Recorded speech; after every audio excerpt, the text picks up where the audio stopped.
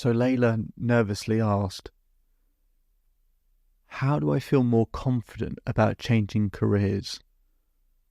I have to change careers. I want to change careers, but I'm scared.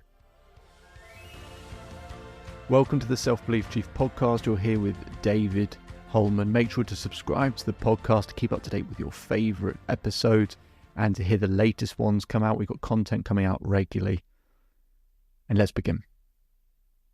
So I was speaking with Layla.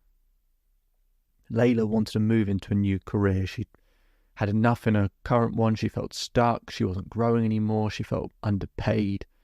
And she wasn't really able to use the most of her skill set. So she wanted to change careers, but she says, David, I'm scared. What if it goes wrong? What if I fail? What if it's just that the grass looks greener somewhere, over there, but actually in reality it's not better.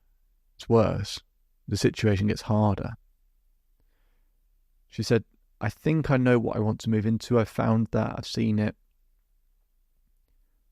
It looks exciting. I can really use my skill set, but I'm just feeling uncertain.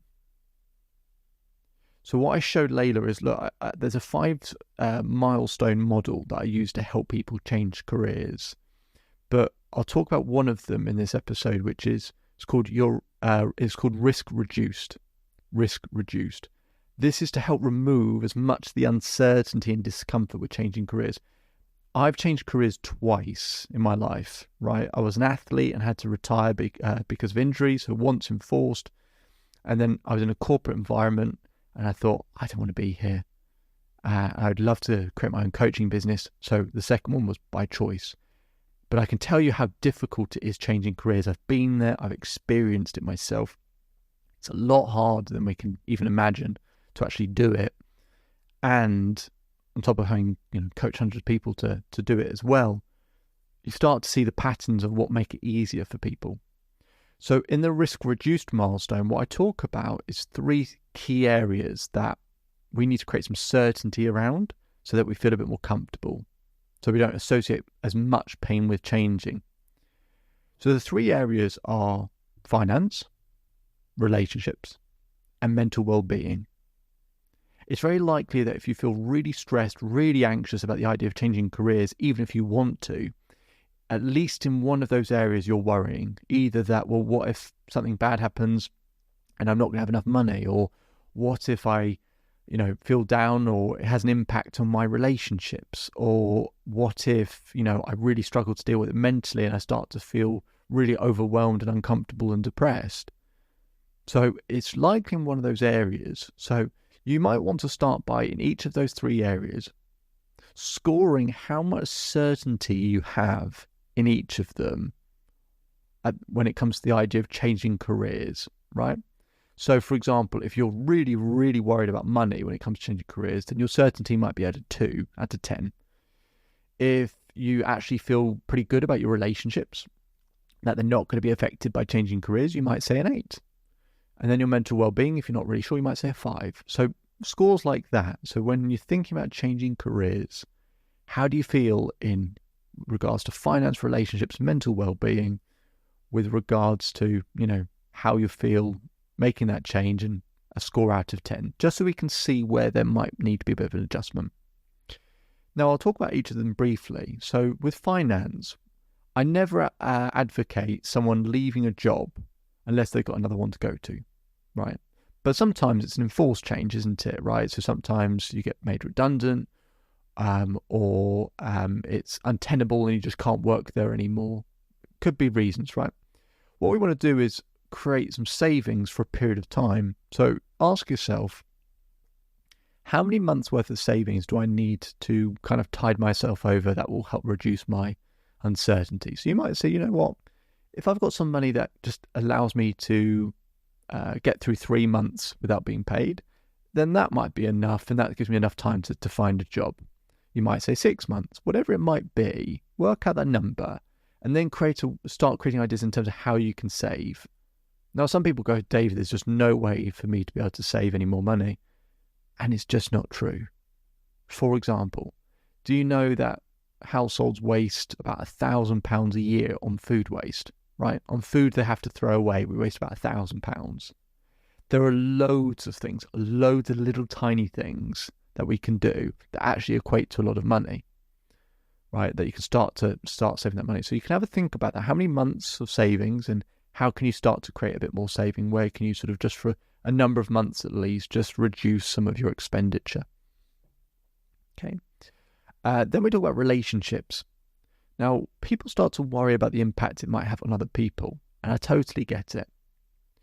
But they worry about it based on the things that the person changing careers, i.e., Layla, she's worrying about, in her case, going, I'm worried it's going to affect my fiance because it might affect him from the financial side of it. And actually what I needed to address with Layla was, that's what you value most or worry about. From his point of view, of course, finance is important, but is it the thing he values most in the relationship? She said, I don't know. I said, well, let's go ask him.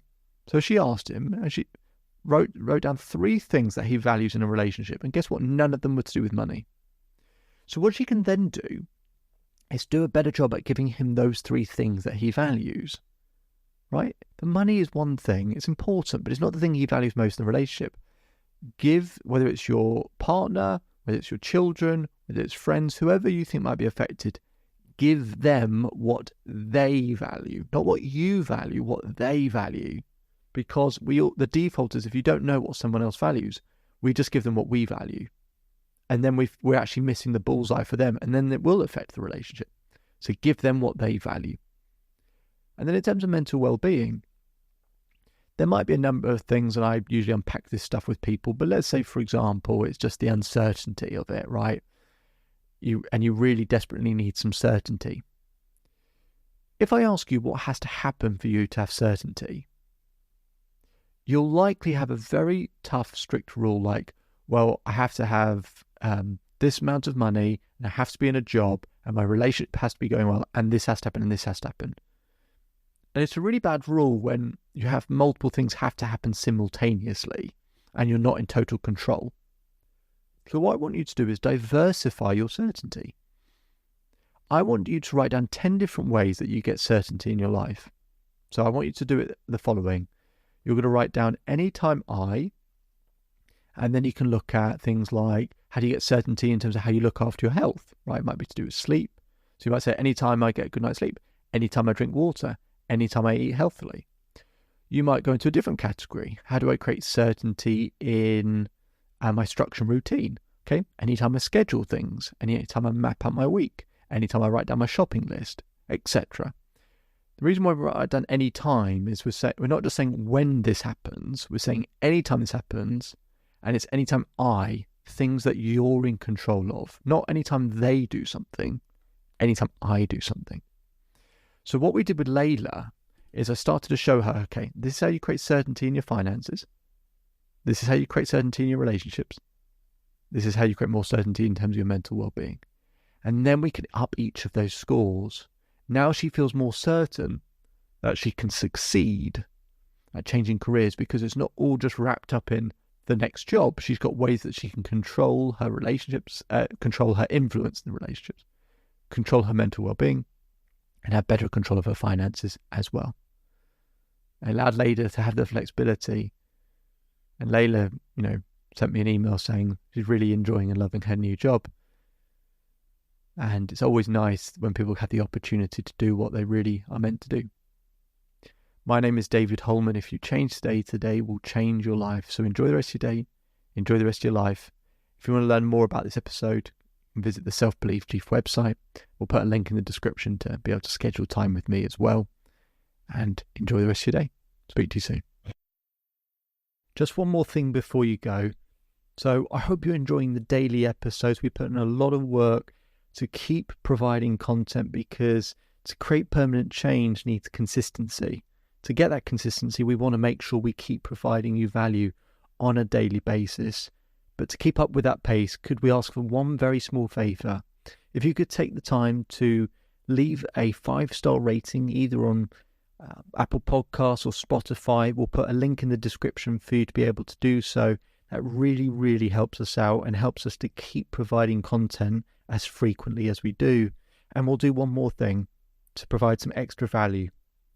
If you take a screenshot of your rating or review and send it to selfbeliefchief@gmail.com or DM us on Instagram, I will provide you with a free coaching session with myself. Okay, so it'd be fantastic if you could leave that 5-star rating so we can keep providing content.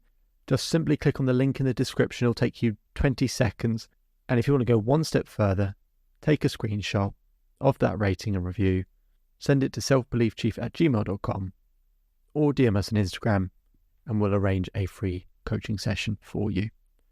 Hope you enjoy the rest of your day, and see you on the next episode.